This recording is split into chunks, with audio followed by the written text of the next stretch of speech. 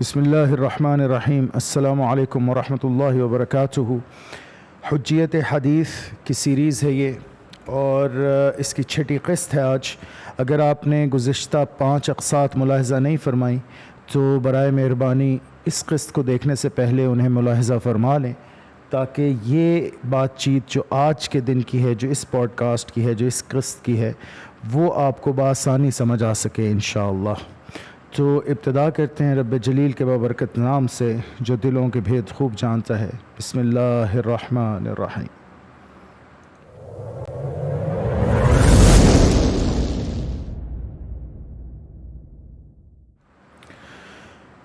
تو پچھلی جو قسط ہے اس کے اندر ہم نے یہ بات کی تھی اور اس بات کو متحقق کر لیا تھا کہ اللہ تعالی خود اس بات کا حکم فرماتا ہے، خود اس بات کا حکم دیتا ہے کہ نبی کریم صلی اللہ علیہ وسلم کی اتباع کی جائے، ان کی اطاعت کی جائے اور ان کی اتباع کی جائے۔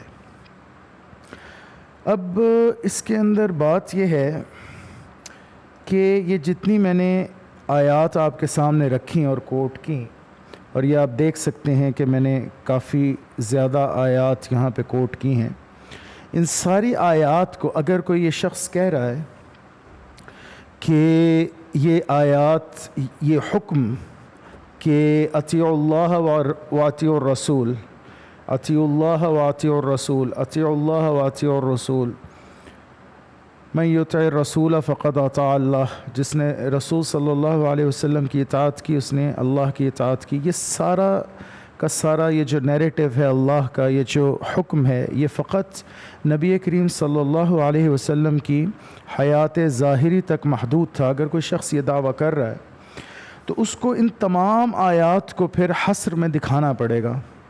فقط کہیں سنی بات پہ تو اعتبار نہیں ہے نا۔ اگر کسی کے منہ سے یہ الفاظ نکل رہے ہیں تو اس الفاظ کو صرف ان الفاظ کو صرف اس بیس پہ مان لینا کہ اس شخص کے منہ سے ادا ہو رہے ہیں، ایسا تو نہیں کر سکتے ہم۔ یہ ساری آیات میں آپ کو دکھانا پڑے گا کہ یہ ساری کی ساری پھر صرف نبی کریم صلی اللہ علیہ وسلم کے زمانے کے ساتھ خاص تھی۔ تو بالکل لا یعنی بات ہے، یہ تا قیامت ہے یہ حکم کہ اللہ کی بھی اطاعت کرو اور رسول صلی اللہ علیہ وسلم کی اطاعت کرو۔ یہ اس آیت پہ بھی میں نے بڑی تفصیل سے گفتگو کی تھی پچھلی قسط میں، تو امید ہے کہ بات آپ کو سمجھ آ گئی ہوگی۔ جس کو سمجھ نہیں آئی بات، ما علینا الا البلاغ۔ اور اگر لاجکلی اس بات سے ڈس ایگری کوئی کرنا چاہتا ہے روایتاً درایتاً، تو اس کو برہان قاطع لانی پڑے گی، پہلے دکھانا پڑے گا کہ یہ ساری کی ساری آیات صرف نبی کریم صلی اللہ علیہ وسلم کے زمانے کے ساتھ خاص ہیں، اور ان میں جو حکم ہے رسول صلی اللہ علیہ وسلم کی اطاعت کا، وہ فقط اس وقت کے لیے تھا جب آپ اپنی ظاہری حیات میں زندہ تھے۔ تو آگے بڑھتے ہیں، بسم اللہ کرتے ہیں۔ الحمدللہ الذی انزل الفرقان وجعلہ ھدی للناس وبشریٰ للمؤمنین، والصلاة والسلام على سید الانبیاء والمرسلین وعلى آلہ الطیبین الطاہرین المتطہرین وعلى اصحابہ الراشدین المہدیین، وبعد۔ یہاں پہ میں نے یہ پوائنٹ نمبر 2.12 لکھا ہے کہ نوٹ that the رسول صلی اللہ علیہ وسلم is added as someone to be followed after Allah۔ اور مطلب آیات میں جہاں یہ ذکر ہے وہ اطیعوا اللہ، اللہ کا لفظ علیحدہ ذکر ہے، اور پھر واطیعوا الرسول، رسول کے نام کا علیحدہ ذکر ہے۔ تو کوئی یہ بھی نہیں کہہ سکتا کہ جی یہ تو رب کی اطاعت کی ہی بات ہو رہی ہے۔ واضح طور پہ دونوں الفاظ علیحدہ علیحدہ ہیں، اور کچھ آیات تو ایسی ہیں جیسے میں نے آپ کو دکھلایا جس میں صرف رسول کا ذکر ہے، اللہ کا ذکر ہی نہیں۔ نار جہنم میں جب گناہ گار اور کفار ہوں گے تو وہ وہاں پہ کہیں گے یا لیتنی، اے کاش ہم رسول کی اتباع کر لیتے، وہاں پہ اللہ کا ذکر ہی نہیں ہوگا۔ تو یہ بات تو مطلب بالکل لا یعنی ہے اور غیر منطقی ہے اور غیر اصولی ہے اور غیر علمی ہے کہ ان آیات میں فقط اللہ کی اتباع کا ذکر ہو رہا ہے، اللہ ہی کی اطاعت کا ذکر ہو رہا ہے. نہیں، ایسی بات نہیں ہے. اللہ اور اس کے رسول صلی اللہ علیہ وسلم دونوں کی اطاعت کا ذکر ہو رہا ہے. پھر جیسے کہ میں نے پہلے کہا، یہ بھی ان آیات سے ثابت ہوتا ہے کہ یہ تا قیامت حکم ہے. یہ حکم جاری و ساری ہے، تا قیامت ہے، قیامت تک کے لیے ہے. اور اگر کوئی اسے صرف نبی کریم صلی اللہ علیہ وسلم کی حیات ظاہری تک منطبق سمجھ رہا ہے تو اسے دلیل لانی پڑے گی، برہان قاطع لانی پڑے گی، جو کہ نہیں ہے کوئی بھی.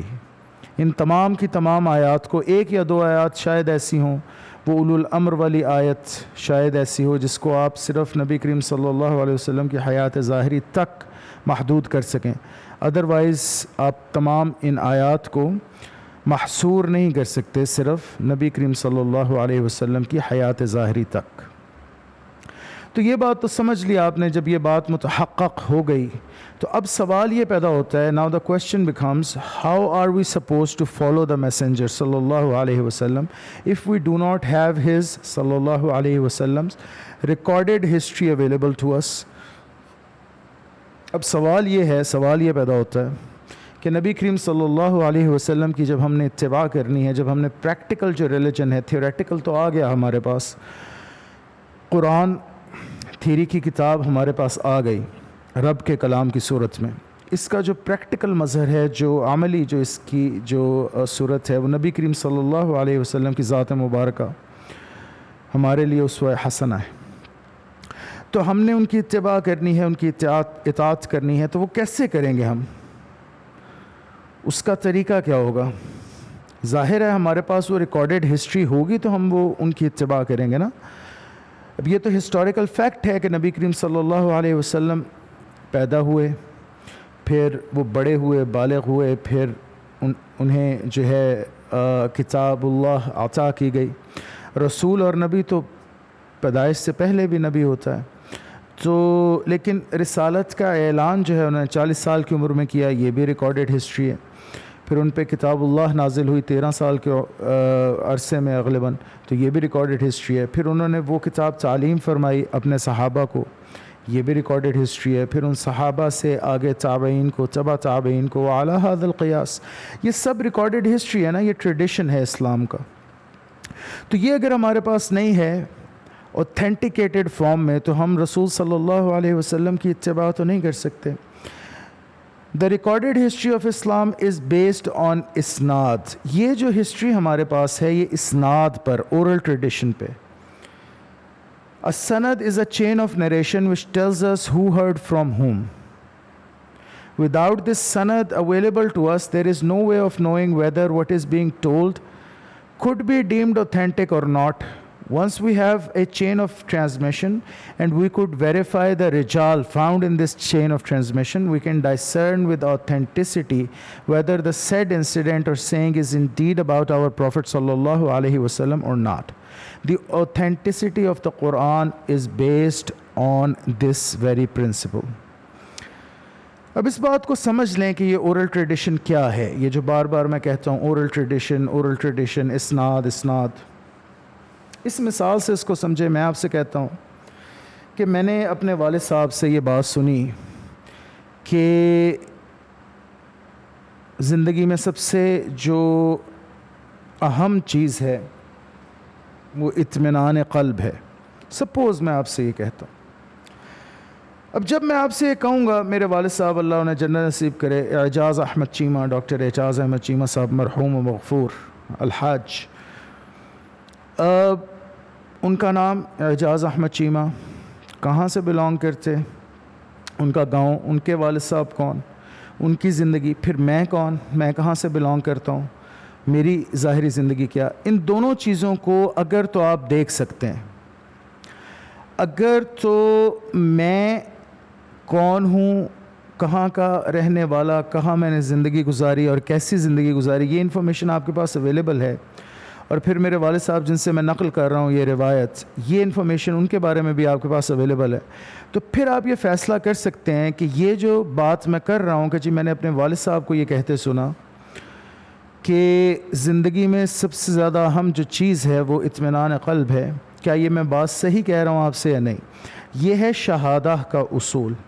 آپ کو معلوم ہونا چاہیے اسلام میں شہادہ کا جو اصول ہے اس میں آپ کو معلوم ہونا چاہیے، ان نون نہیں ہونا چاہیے وہ پرسن جو کہہ رہا ہے کہ میں نے یہ بات سنی. پھر اس نے جس سے سنی ان سب پہ ایک آپ کے پاس سوانح حیات ان کی موجود ہونی چاہیے. ان کا باپ کون، ان کے بھائی کون، ان کے بیٹے کون، یہ ساری انفارمیشن آپ کے پاس ہوگی. پھر ان کی ساری زندگی کیسی گزری، کیا وہ جھوٹے تھے جو لوگ یہ بات کہہ رہے ہیں یا سچے تھے، متقی پرہیزگار تھے کہ شراب کباب جوئے وغیرہ میں زندگی گزاری. یہ ساری انفارمیشن آپ کے پاس ہوگی تو آپ اوتھینٹیکیٹ کریں گے. آپ کہیں گے کہ یہ اوتھینٹک بات ہے جو کی جا رہی ہے. جیسے مجھے آپ کہیں گے بحمدہ تعالی میں ثقہ ہوں، میرا جو سوشل سرکل ہے وہ جانتا ہے اس بات کو، تو الحمدللہ آپ کہیں گے کہ بھائی ہم ان کی بات پہ اعتبار کر سکتے ہیں. ان کے والد صاحب کو بھی ہم جانتے ہیں، ان کو بھی ہم جانتے ہیں، دونوں کو جانتے ہیں، تو اس لیے یہ چین آف نریشن اوتھینٹک ہوئی. اس میں رجال جو ہیں وہ ثقہ ہیں بحمدہ تعالی. یہی معاملہ تاریخ کے ساتھ ہے. قرآن اور حدیث دونوں تاریخی طور پہ ٹریڈیشنلی ہم تک منتقل ہوئے.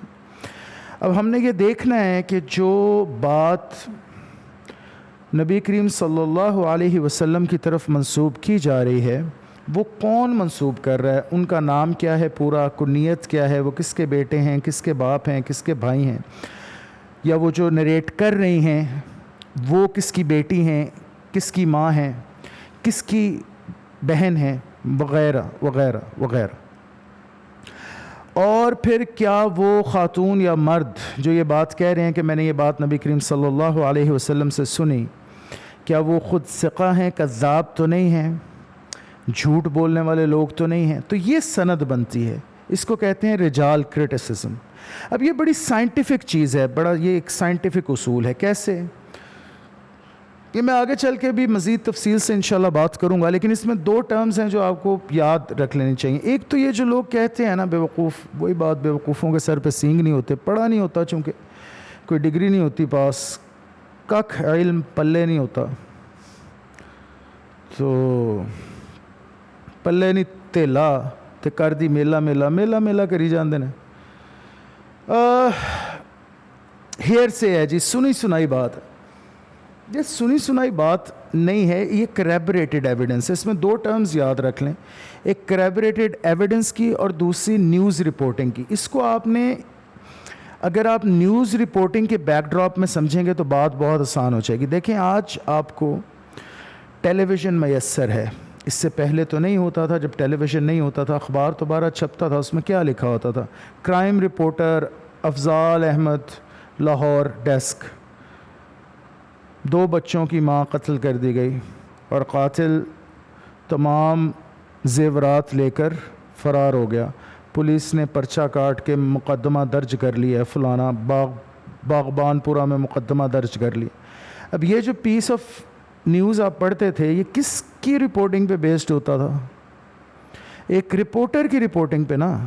تو نیوز کا سارا نظام چل ہی اس بیس پہ رہا ہے.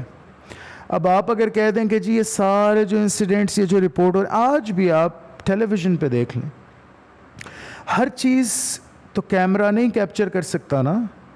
ہر جگہ تو کیمرہ موجود نہیں ہوتا. بہت سی دفعہ وہ نیچے وہ پٹیاں بھی چل رہی ہوتی ہیں. بہت دفعہ ایک شخص مائک لے کے یوں کھڑا ہوتا ہے کیمرے کے آگے اور کہہ رہا ہوتا ہے یہ ایسے ہوا تو یہ ایسے ہوا. کیمرہ ان چیزوں کو نہیں دکھا رہا ہوتا، لیکن وہ کہہ رہا ہوتا ہے کہ ایسے ہوا ایسے ہوا. آپ اعتبار کرتے ہیں کیونکہ یہ تو نیوز رپورٹنگ ہے، اور سورس ہمیشہ نیوز رپورٹنگ کے اندر بڑی اہمیت کی حامل ہے. وہ اسی اصول پہ بیس ہوتی ہے کہ یہ جو رپورٹ جو کر رہا ہے بندہ، یہ ثقہ ہے یا نہیں ہے، یہ قابل اعتبار ہے کہ نہیں ہے، ٹرسٹ وردی ہے کہ نہیں ہے، اپنے فیلڈ میں ایکسپرٹ ہے کہ نہیں ہے. اگر کرائم کی رپورٹ ہوگی تو کرائم رپورٹر ہی دے گا نا، ڈیسک رپورٹر تو نہیں دے گا. پھر ہر شعبے کے لیے رپورٹرز علیحدہ ہوتے ہیں. مثلا جو وال اسٹریٹ وغیرہ سے رپورٹنگ کرتے ہیں وہ علیحدہ ہوتے ہیں. اکانومسٹس ہوتے ہیں، مطلب موسٹلی ان کی جو ایکسپرٹیز ہوتی ہے وہ اکنامکس کے فیلڈ میں ہوتی ہے، وہ اعداد و شمار کو بہتر سمجھتے ہیں. اب یہ رپورٹنگ آپ کسی اور کے ذمہ لگا دیں، فار ایگزامپل ایک شخص جو ایک رپورٹر جو کہ ان چیزوں کو نہیں سمجھتا ہو تو پھنس جائے گا بیچارہ. ان کا تجربہ ہوتا ہے وہ ان کی نبض پہ ہاتھ ہوتا ہے، یہ جو بھاؤ تاؤ اور یہ نباز ہوتے ہیں وہ اسٹاک ایکسچینج اور یہ اور وہ اور فلاں، تو یہ اپنے اپنے فیلڈ کے ایکسپرٹس ہوتے ہیں نا جو پھر رپورٹنگ کرتے ہیں. تو اس تناظر میں آپ اس بات کو سمجھ سکتے ہیں، یہ رپورٹس ہیں جو ہم تک پہنچی ہیں. اب اگر ایک صحابی نے نبی کریم صلی اللہ علیہ وسلم کو فار ایگزامپل رفع یدین کرتے دیکھا اور انہوں نے اس انسیڈنٹ کو بیان کیا، اس انسیڈنٹ کو رپورٹ کیا، تو ہم دیکھیں گے کہ ان کی یہ رپورٹ کس کو سنائی گئی، کس کو سنایا انہوں نے، آگے کس سے منتقل ہوا کسے. پھر ایک درجہ تو وہ ہے جس کا انکار ہو ہی نہیں سکتا، وہ ہے پبلکلی جو کیا. نبی کریم صلی اللہ علیہ وسلم نے کوئی بات پبلکلی کی جو کہ اتنے لوگوں تک پہنچی کہ وہ تواتر تک اس حدیث کا درجہ پہنچ گیا. یہ جو حدیث متواتر ہے، یہ آگے آ کے انشاءاللہ بات آئے گی، یہ اس سے تو انکار ممکن ہی نہیں ہے. آپ کوئی بھی ہوں، منکر حدیث ہوں یا نہ ہوں، متواتر حدیث تو تاریخ کا حصہ بن گئی، فیکٹ بن گئی نا، یہ اس سے تو انکار ممکن نہیں. جو اخبار احاد ہیں، ایک ایک صحابی کو، ایک ایک آگے تابعی کو، تبع تابعی کو روایت ہوئی، ان کے لیے پھر ہمارے پاس رجال کریٹیسزم ہے، علم اسماء الرجال ہے، علم جرح و تعدیل ہے، اور میں ان سارے انشاءاللہ چیزوں پہ بات کروں گا انشاءاللہ تفصیل سے. تو وہ تو ہم نے ایک سائنٹیفک علم بحمدہ تعالی اس کو ہم نے اسٹیبلش کیا ہے اکیڈیمکلی. سائنٹیفک علم سے کیا مراد ہے کہ اس کی میتھڈالوجی سائنٹیفک ہے. جس طرح سائنس ویگرسلی آبزرویشن سے ڈیٹا کلیکٹ کرتی ہے، ہم نے فرسٹ ہینڈ وٹنس اکاؤنٹس اکٹھے کیے ہیں، پھر ان کو اچھے طریقے سے اسکروٹنائز کیا ہے، متن یعنی درایتاً بھی، متن کو بھی اسکروٹنائز کیا ہے اور اس کی سند کو بھی، روایتاً اور درایتاً دونوں طریقے سے ہم نے اس کو اچھے طریقے سے اسکروٹنائز کیا ہے، پھر ہی کوئی حدیث ہے جو ہم لیتے ہیں. ایسے ہی جو فورفٹڈ احادیث ہیں، کاؤنٹر فٹڈ احادیث ہیں، یعنی جو جعلی احادیث ہیں، جعلی من گھڑت روایات ہیں، اور میں آگے آ کے بتاؤں گا بھی، دکھاؤں گا بھی، باقاعدہ اس کی مثال بھی دوں گا، ان کو ہم نہیں لیتے. ہاں، حدیث ایبسولوٹزم بعض فرقوں میں ہے اور میں آگے چل کے تفصیل سے بات کروں گا، لیکن یہ جمہور کا طریقہ نہیں ہے، یہ اسلام میں متداول نہیں ہے، عند العلماء تو بالکل بھی متداول نہیں ہے. جو ایکیڈیمیا ہے اسلام کا، اس کے اندر بڑی چھان پٹھک ہے اور بہت سے تنقیدی مراحل سے گزر کر کسی حدیث کو صحیح یا ضعیف کا درجہ دیا جاتا ہے. تو یہ بات آپ نے سمجھ لی سند کی. سند کے بغیر تو قرآن بھی نہیں ہے، حدیث بھی نہیں ہے. However, one of the issues raised against the canon of hadith is the alleged difference between canonization of the Quran and the hadith. اب یہاں پہ ایک اعتراض ہے جس کا میں ذکر کر رہا ہوں، وہ یہ کہ قرآن و حدیث کو لوگ کہتے ہیں یہ منکرین حدیث اور یہ قرآنی وغیرہ، یہ جنہیں موسمی بخار ہوا ہوتا ہے، کہ ان دونوں میں فرق ہے حدیث اور قرآن کی جمع و تدوین میں. It is argued that unlike the Quran، یہ کہا یہ جاتا ہے کہ حدیث جو ہے did not start to be documented in the time of the Prophet صلی اللہ علیہ وسلم. حدیث نبی کریم صلی اللہ علیہ وسلم کے زمانے میں نہیں لکھی جاتی تھی، قرآن لکھا جاتا تھا. and thence cannot be relied upon، اس لیے اس کے اوپر رلائی نہیں کر سکتے آپ، اس لیے آپ حدیث کے اوپر اعتماد نہیں کر سکتے. اب یہاں پر دو بہت بڑے مسئلے ہیں، بہت بڑے مسئلے، اور ہمارے کچھ ینگسٹرز جب یہ باتیں سنتے ہیں تو وہ بڑی جلدی پریشان ہو جاتے ہیں. دیکھیں، دو بہت بڑے مسئلے ہیں یہاں پہ. پہلی بات تو یہ کہ یہ کون سی بات ہے کہ جو چیز لکھی گئی فقط اسی پہ اعتماد ہے، جو لکھا ہوا ہے اس پہ بھی کیسے پھر اعتماد ہے، یہ تو بتلائیے نا. بس صرف یہ ہونا کافی ہے کسی چیز پہ اعتماد کے لیے کہ وہ لکھی ہوئی ہو، تو بڑی غیر منطقی بات ہے. اگر کوئی چیز لکھی جا رہی ہے، لکھی ہوئی آپ کے پاس موجود ہے، تو کیا اس کا مطلب ہے کہ وہ اوتھینٹک ہے؟ یہ تو کوئی دلیل ہی نہیں ہے، سرے سے کوئی دلیل ہی نہیں. تو یہ بات تو یہیں پہ پہلی بات تو یہ کہ رد ہو گئی. اس پہ سوچیں کبھی آپ، عجیب اٹکل پچو. دوسرا جو یہاں پہ مسئلہ ہے بہت بڑا، وہ یہ ہے کہ جو لوگ اس طرح سے کہتے ہیں، یہ اعتراض کرتے ہیں، وہ جڑ کاٹ رہے ہیں اسلام کی. بیسکلی اسلام کی جو جڑ ہے علم کی، ایکیڈیمیا کی، اسکالرشپ کی، وہ ہے اورل ٹریڈیشن پہ، وہ ہے سماع بالتواتر پہ. ایک نے دوسرے سے سنا، دوسرے نے تیسرے سے سنا، وہ چین آف نریشن، یہ اس پہ ہمارے علم کی بنیاد ہے اس چیز پہ. وہ اس جڑ کو کاٹنے کی کوشش کر رہے ہیں. یہی سب سے بڑا مسئلہ ہے. اتھارٹی نا بیسکلی نبی کریم صلی اللہ علیہ وسلم کی اتھارٹی سے مسئلہ ہے لوگوں کو. بیسکلی یہ بات، اصل میں یہ بات ہے، آپ کو بتلا دیتا ہوں اصل میں یہ بات. تو جب آپ یہ اعتراض کریں گے، آپ یہ کہیں گے کہ نبی کریم صلی اللہ علیہ وسلم کے زمانے میں تو یہ لکھی نہیں گئی، قرآن تو لکھا جاتا تھا تو اس لیے اس پہ اعتماد نہیں ہے. تو اس میں یہ دو مسئلے آ جائیں گے. پہلی بات تو یہ کہ جو چیز لکھی ہوئی ہے اس پہ اعتماد کیوں کر ہے؟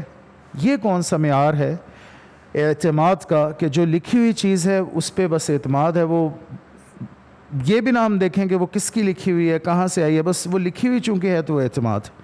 تو یہ بات تو غلط ہو گئی سرے سے. اور دوسرا یہ کہ اورل ٹریڈیشن جو سماع بالتواتر ہے اس کو آپ نے ٹوٹلی نگیٹ کر دیا. تو یہ دو باتیں اس میں غلط ہو گئی.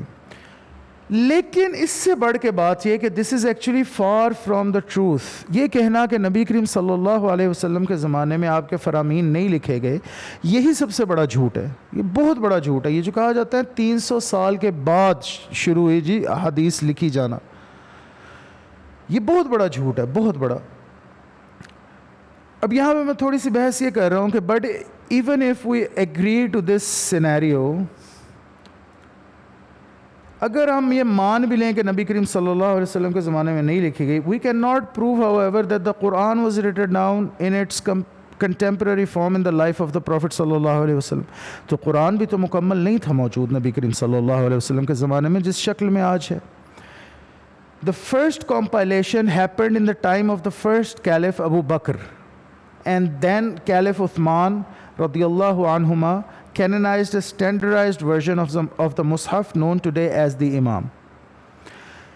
اب جو پہلی پراپر جمع و تدوین ہوئی وہ نبی کریم صلی اللہ علیہ وسلم کی وفات کے بعد ہوئی قرآن کی. وہ پہلی جو جمع اور تدوین تھی وہ حضرت ابی بکر رضی اللہ عنہ کے زمانے میں ہوئی. دوسری جو مین جو کینونائزیشن ہوئی وہ عثمان رضی اللہ تعالیٰ عنہ کو تقریباً کوئی 20 سال کے بعد، 20-30 سال کے بعد نبی کریم صلی اللہ علیہ وسلم کی وفات کے وہ کینونائزیشن ہوئی جو عثمان رضی اللہ تعالیٰ عنہ نے کی قرآن کی. تو پہلی دفعہ تو پوری کمپلیٹ فارم میں وہاں پہ موجود ہوا، وہاں پہ وجود میں آیا. لیکن اس سے بھی بڑھ کے اوتھینٹک ووکل رینڈرنگز یا قراءات of this standardized consonantal text were first canonized by Ibn Mujahid as the 7 قراءات. لیکن اس سے بھی بڑھ کے بات جو میں نے اوپر بات کی کہ صرف یہ جو ریٹن ٹیکسٹ ہے قرآن کا یہ تو قرآن نہیں ہے. جب تک قراءات ہمارے پاس نہیں ہوں گی قرآن متحقق نہیں ہوگا. تو قراءات تو سب سے پہلے ابن مجاہد نے کینونائز کی تقریباً 300 سال کے بعد نبی کریم صلی اللہ علیہ وسلم کی وفات کے. اور پھر ابن جزری نے جو اگلی 3 تھی تتمہ اس کو کہتے ہیں 7 کا 10 بن جاتی ہیں مل کے، وہ canonized the additional 3 thence completing the 10 قراءات canon. پھر انہوں نے تکملہ فرمایا. تو if we agree that hadith was not canonized before 300 years after death of the Prophet sallallahu alaihi wasallam by the same argument, then the Quran was not canonized until 35 after Hijri in its written form and 324 after Hijri in its vocal form. یعنی اگر ہم یہ کہہ رہے ہیں کہ احادیث مبارکہ تو نبی کریم صلی اللہ علیہ وسلم کی وفات سے 300 سال کے بعد کینونائز ہوئی ہیں، 300 سال کے بعد انہیں متداون کیا گیا ہے، ان کی تدوین ہوئی ہے، تو پھر قرآن کی جو تدوین ہے وہ بھی 324 سال نبی کریم صلی اللہ علیہ وسلم کی وفات کے بعد ہوئی ہے، ابن مجاہد نے کی ہے. بخاری، امام بخاری رحمۃ اللہ تعالیٰ علیہ، ان کی جو وفات کا سن بنتا ہے وہ تو 256 ہجری ہے. یعنی جو احادیث مبارکہ ہیں، اگر امام بخاری اس سے پہلے مصنف تھی موجود اور مسند بھی موجود تھی، امام احمد کی مسند تھی اور غالباً مصنف عبد الرزاق اس سے پہلے بھی موجود تھی. بہرحال اگر ہم یہ بھی مان لیں کہ امام بخاری کی جو صحیح البخاری ہے وہ پہلی پراپر تدوین ہے حدیث کی، تو وہ تو تقریباً 200 سال بعد ہو گئی.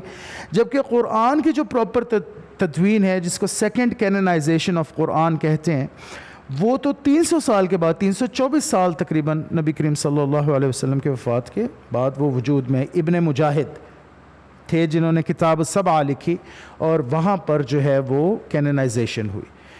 تو یہ تو ایک بات ہو گئی، الزامی جواب ہو گیا. دوسری بات یہ، اور پہلے میں نے دوسرے دو جو باتیں تھیں اس کی بیس پہ یہ رد کر دیا یہ شبہ. لیکن اب آئیں مین چیز کی طرف. The truth how ever is different from these allegations. ایسا ہے ہی نہیں. نبی کریم صلی اللہ علیہ وسلم کے زمانے میں حدیث لکھی جانا شروع ہو گئی تھی. اب حدیث ریجیکٹر جو ہیں، اور یہ اتنی مضحکہ خیز صورتحال ہے، اس پہ اب میں بات آپ کے ساتھ کرنا جو شروع کر رہا ہوں جس موضوع پہ. جو منکرین حدیث ہیں وہ حدیث سے یہ بات ثابت کرتے ہیں. وہ کہتے ہیں حدیث میں آ گیا کہ نبی کریم صلی اللہ علیہ وسلم نے فرمایا لا تکتبوا عنی ومن کتب عنی غیر القرآن فلیمحہ، کہ نبی کریم صلی اللہ علیہ وسلم نے فرمایا کہ قرآن کے سوا مجھ سے کچھ اور مت لے کے مت لکھو، کچھ اور مت لو، کچھ اور کسی چیز اور کو رائٹنگ میں مت لاؤ، اور جو قرآن کے علاوہ کچھ اور لکھتا ہے مجھ سے سن کے اس کو چاہیے کہ وہ اس کو مٹا دے. اب یہ حدیث ہے، ایک حدیث کے الفاظ ہیں، اور دیکھیں آپ کے کیسی مضحکہ خیز صورتحال ہے کہ جانا حدیث کی طرف پڑا منکرین حدیث کو بھی. حدیث یہ ثابت کرنے کے لیے کہ نبی کریم صلی اللہ علیہ وسلم کے زمانے میں نہیں لکھی جاتی تھی، کہاں جائیں گے اور کہاں جائیں گے؟ حدیث کی طرف ہی جائیں گے نا. ظاہر ہے دا ڈان میں یا دا نیوز میں تو یہ چیز نہیں ملے گی نا، یا ونڈوز 11 کے ساتھ تو بنڈلڈ نہیں ہو کے آتی کہ جس سے ثابت کر سکیں، یا کروم کے اندر تو نہیں ہے بلٹ ان. تو یہ حدیث کیا ہے اس کو دیکھ لیتے ہیں. حدثنا حجاب بن خالد الازدی حدثنا حمام عن زید بن اسلم عن عطاء بن يسار عن ابی سعید الخدری ان رسول اللہ صلی اللہ علیہ وسلم قال لا تكتبوا عني ومن كتب عني غير القرآن فليمحه وحدثوا عني ولا حرج ومن كذب علي قال همام احسبه قال متعمدا فليتبوأ مقعده من النار او كما قال علیہ الصلوۃ والسلام. اب یہ جو سند ہے یہ ثقہ روات ہیں اس کے، یہ صحیح حدیث ہے. Allah's messenger sallallahu alayhi wasallam said, do not write down anything from me, and he who took down anything from me except the Quran, he should efface that. Narrate from me, for there is no harm in it, but beware he who attributed any falsehood to me. And Hammam said, I think the Rasul sallallahu alayhi wasallam added deliberately, i.e.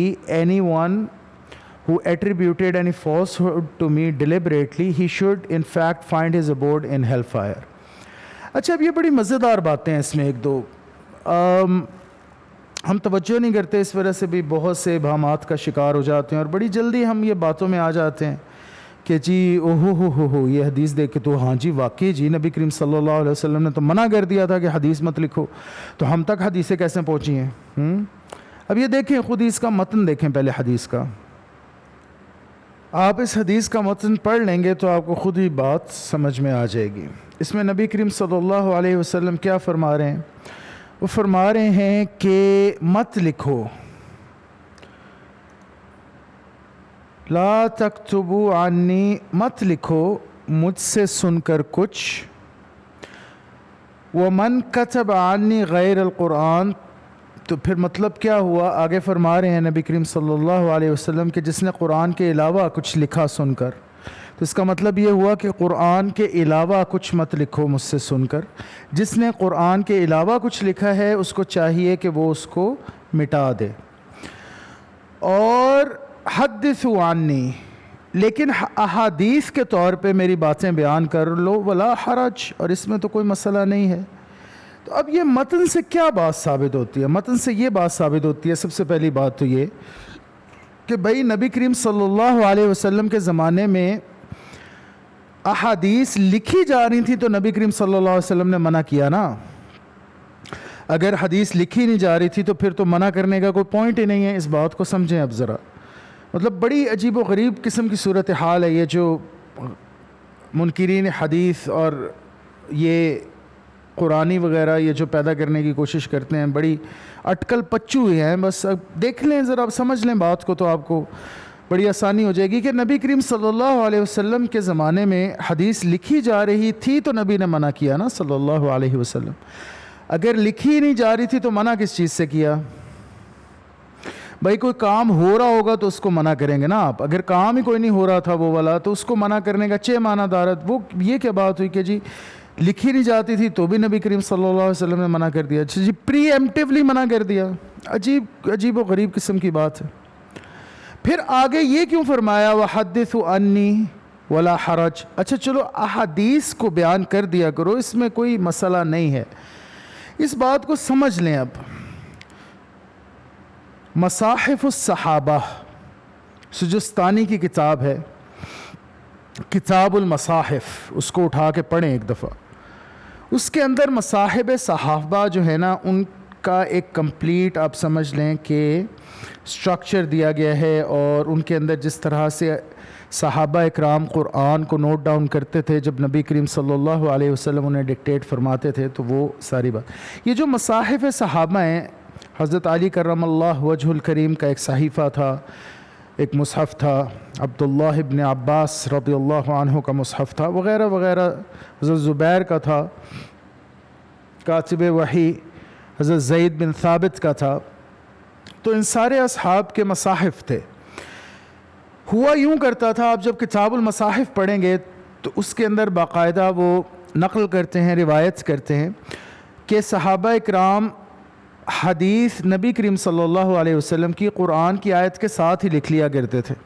مثلا قرآن کی آیت نازل ہوئی، نبی کریم صلی اللہ علیہ وسلم نے بیان کی، ساتھ اس کی تشریح کی، تو قرآن کی آیت آگے وہ جو سمجھے اس سے جو نبی کریم صلی اللہ علیہ وسلم نے تعلیم فرمایا وہ بھی ساتھ ہی لکھتے گئے. تو اس مصحف میں آیات قرآنی کے ساتھ ہی احادیث مبارکہ بھی لکھی ہوتی تھی.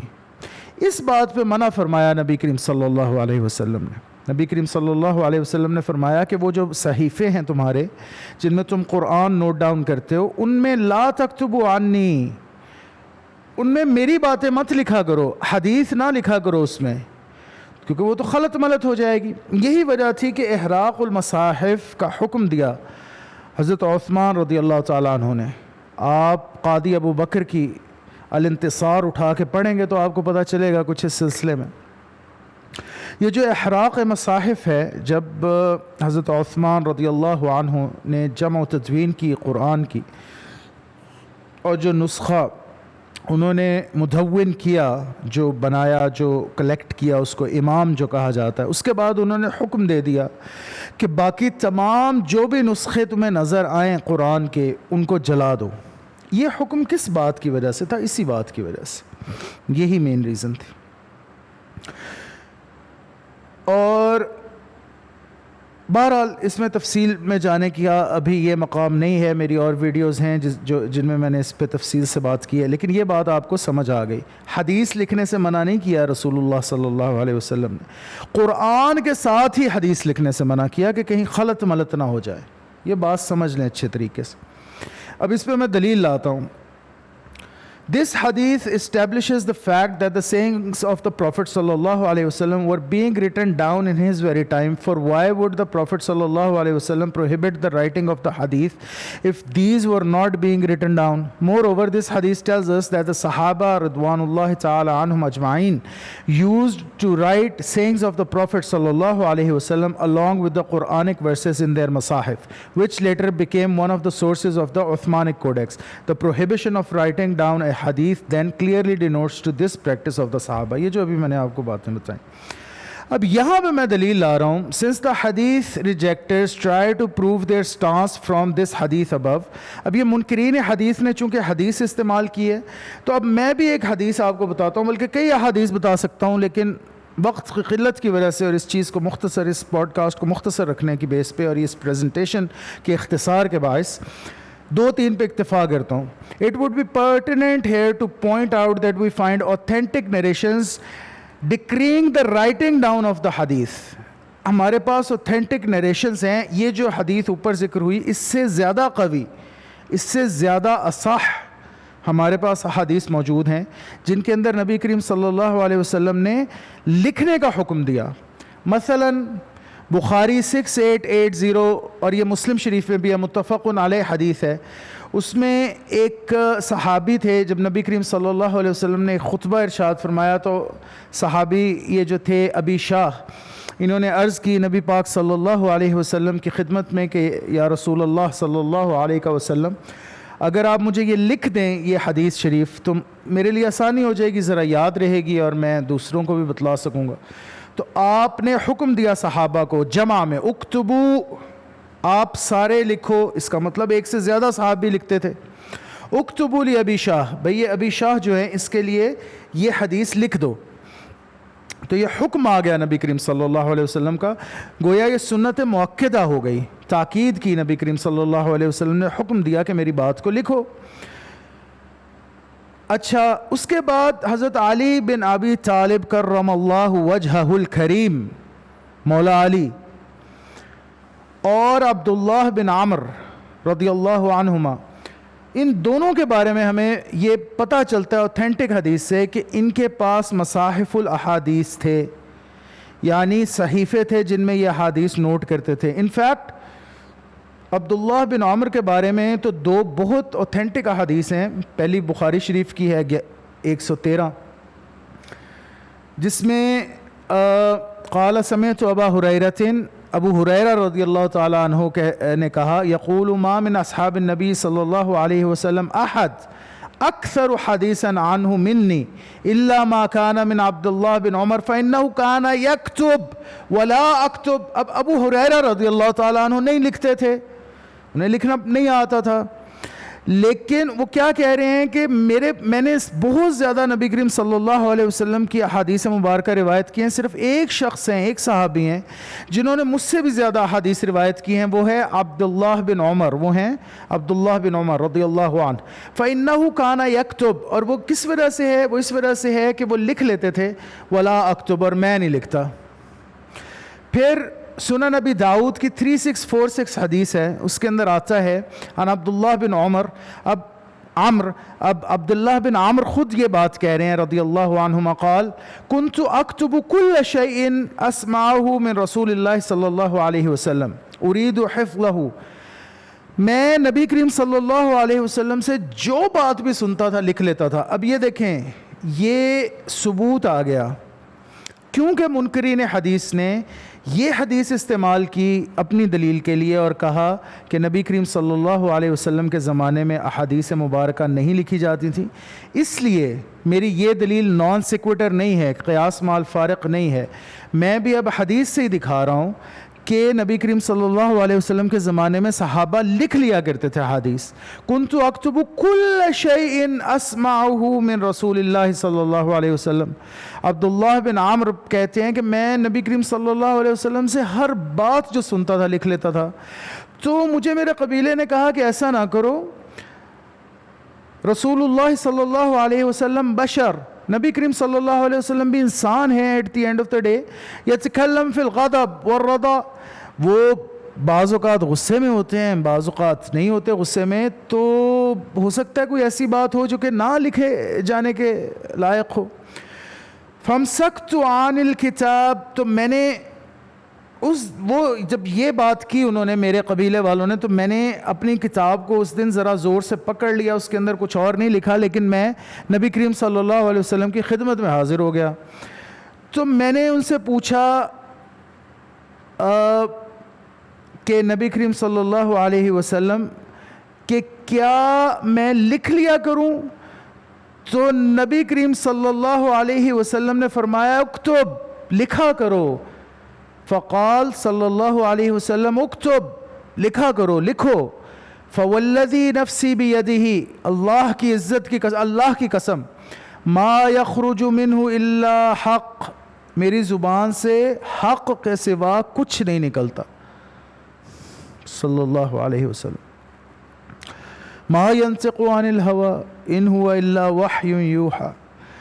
تو نبی کریم صلی اللہ علیہ وسلم کے زمانے میں احادیث لکھی جاتی تھیں، اور نبی کریم صلی اللہ علیہ وسلم نے خود حکم فرمایا ہے اس کا کتابت حدیث کا. تو یہ بات میں نے رد کر دی, یہ شبہ تھا. اور ایک ان کی عمارت جو ہے وہ تنکوں کی عمارت ہے, یہ منکرین حدیث کی اور قرآنیوں کی. تو انٹلیکچوئل کاکروچز, تو کوئی ہے ہی نہیں ایسی بات کہ میں جس پہ بہت زیادہ ٹائم لگاؤں یا بڑے ریسرچ پیپرز لکھوں. بڑی اٹکل پچو ہیں اور بڑی لایانی قسم کی باتیں ہیں, تو جلدی جلدی ان کا رد کر رہا ہوں آپ کے سامنے. تو یہ ایک نا بڑا فخر کرتے ہیں یہ جو قرآنی ہیں اور یہ جو منکرین حدیث ہیں اپنی اس دلیل پہ کہ جی نبی کریم صلی اللہ علیہ وسلم کے زمانے میں تو لکھی تو جاتی نہیں تھی حدیث. تو اس کا انشاءاللہ رد ہو گیا. تو انشاءاللہ بفضلہ تعالی یہ قسط اپنے اختتام کو پہنچی, اور انشاءاللہ نیکسٹ ٹائم اسی چیز کو کنٹینیو کریں گے. اب جو نیکسٹ ہمارے پاس ٹاپک آ رہا ہے اس میں آپ کو جو ہے وہ بتاؤں گا کہ کلاسیفیکیشن آف حدیث کیا ہے, کیونکہ اکثر لوگوں کو اس بات میں بہت مسئلہ ہوتا ہے, انہیں سمجھ نہیں آتی صحیح حدیث کیا ہوتی ہے اور ضعیف کس کو کہتے ہیں اور متواتر کس کو کہتے ہیں وغیرہ وغیرہ وغیرہ. تو انشاءاللہ اس پہ نیکسٹ ایپیسوڈ میں بات کریں گے.